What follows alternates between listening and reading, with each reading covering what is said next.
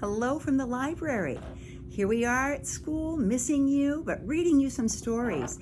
And I love this book, maybe you love it too, Where the Wild Things Are. Stories and pictures by Maurice Sendak. Where the Wild Things Are. Here they come. Do you know this book? Many of us really know and like it a lot. And here's Max. The night Max wore his wolf suit and made mischief of one kind or another. Do you notice him chasing the dog with a fork in his hand? Oh, Max. His mother called him Wild Thing, and then Max said, "I'll eat you up." So he was sent to his room without eating anything. That very night in Max's room, a forest grew. Can you see the trees sprouting up? The moon is out. And grew. Whoa, where's the bedroom? And grew until his ceiling hung with vines and the walls became the world all around.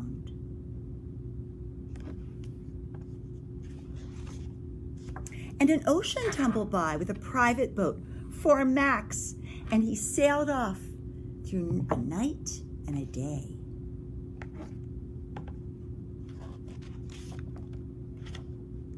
And in and out of weeks, and almost over a year, to where the wild things are. See that sea monster?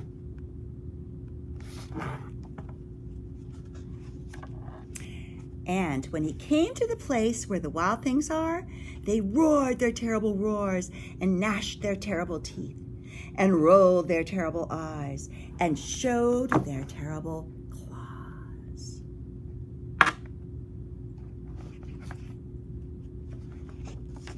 Till Max said, "Be still," and tamed them all with a magic trick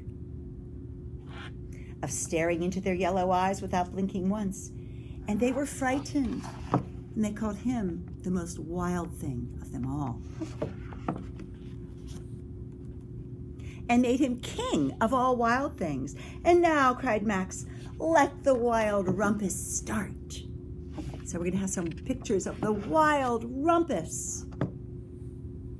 Here they are, just being through night and day, very wild, hanging in the trees, dancing all about,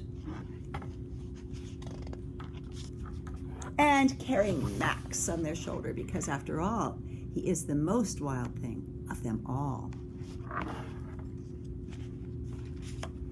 Now stop, Max said, and sent all the wild things off to bed without their supper. And Max, the king of all wild things, was lonely, and he wanted to be where someone loved him best of all. Then, all around from far away and across the world, he smelled good things to eat. So he gave up being king of the wild things.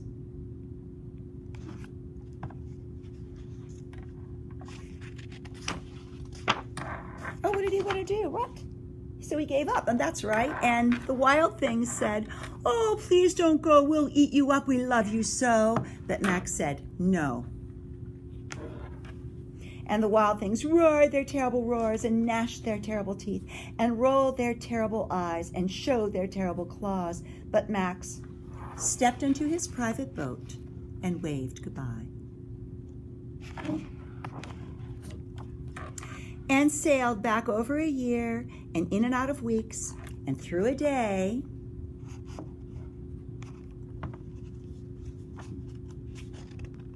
And into the night of his very own room, where he found his supper waiting for him.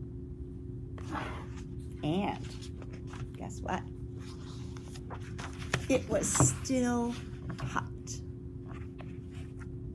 So thanks for reading along with me as we read Where the Wild Things Are.